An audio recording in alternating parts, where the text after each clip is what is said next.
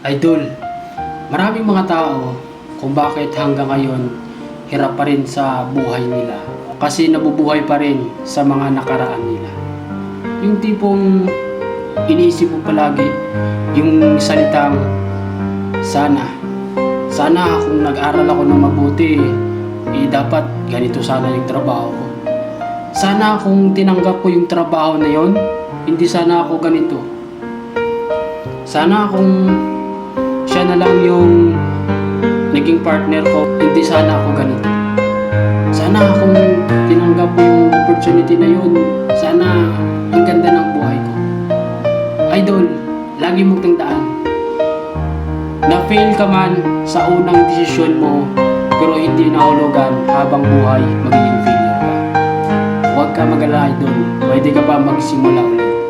You can start afresh. Ang gagawin mo, ngayon mismo, kung napanood mo yung video na ito, mag-decide ka.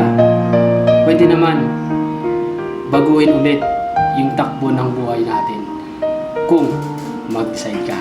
Have a blessed weekend, mga idol.